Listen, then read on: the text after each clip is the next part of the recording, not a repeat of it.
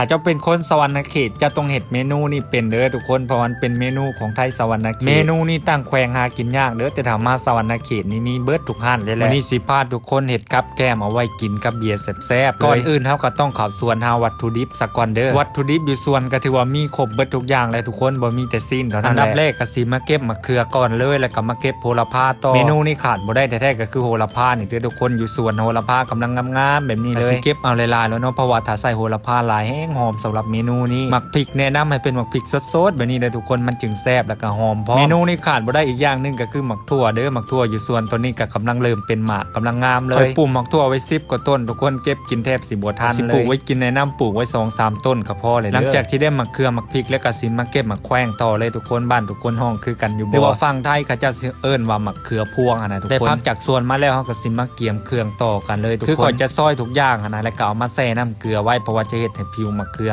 ขาวๆหลังจากที่ซอยพักแล้วก็จะมาซอยซีนต่อเลยทุกคนอันนี้นะเป็นซีนงัวก็คือเป็นซีนขาลายเนาะทุกคนเมนูนี้ต้องใส่ซีนงัวเท่านั้นเด้อมันจึงจะแซ่บแล้วก็เข้ากันซีนนี้ใครอยากขั่วก็ได้เลยทุกคนหรือว่าใครอยากเอาไปลวกน้ำก็ได้แล้วแต่ความสะดวกสำหรับข่อยนะข่อยจะเอาไปลวกน้ำเนาะเพราะว่ารู้สึกว่าเนื้อมันงามกว่าหลังจากนั้นก็มาเริ่มปรุงกันเลยทุกคนข่อยจะใส่หมักพริกแล้วก็ใส่กระเทียมลงไปตำเลยแล้วก็ใส่ผงหัวร่นลงไปประมาณบวงนึงนี่แหละอันนี้นะใส่ลายครับพงว่าแซ่บแน่นอนแล้วก็ใส่น้ำตาลลงไปน้ำเด้อทุกคนแล้วก็ตามด้วยมะนาวเมนูนี่มันจะออกเมนูแบบว่าหวานน้ำแล้วก็สมตามน้อยนึงทุกคนสมความหวานก็แล้วแต่ผู้มักเลยเด้อแล้วข่อยก็จะเติมกะปิลงไปประมาณ2บวงกะปินี่แนะนำเป็นกะปิเวียดเด้อหรือว่าใครที่มักกะปิไทยก็สามารถใส่ได้คือกันแต่ความหมักของทุกคนเลยข่อยรู้สึกว่าน้ำมันหน่อยเนาะก็เลยเอาน้ำที่ข่อยไปลวกซีนนะมากอยใส่เติมอีกอันนี้ก็เป็นอันแล้วเลยเด้อทุกคนหลังจากนั้นเฮาก็เอาหมักเขือแล้วก็หมักถั่วที่เฮาซอยไว้นะมาลงแล้วก็ใส่ซีนที่เฮาลวกนะลงไปเลยทุกคนข่อยบ่ฮู้ว่าข่อยเฮ็ดถูกสูตรหรือบ่เพราะมันก็เป็นครั้งแรกของข่อยคือการเฮ็ดเมนูส่วนหลายเคยแต่กินบ่เคยเฮ็ดแต่ว่ามื้อนี้ลงมือเฮ็ดเองเลยเพราะว่าคิดยากแล้วเมนูนี้ก็เป็นอันแล้วเลยเด้อทุกคนนั่นก็คือเมนูยำโต่งเมนูของไทยสวรรณเขตหลังจากที่ผสมทุกอย่างให้เข้ากันแล้วข่อยก็จะเติมโหระพาลงไปเลยทุกคนแล้วก็คนทุกอย่างให้เข้ากันอีกเทื่อนึงอยากบอกว่าตอนนี้นะหอมแห้งขนาดเลยลองไปเฮ็ดกินมื้อเด้อทุกคน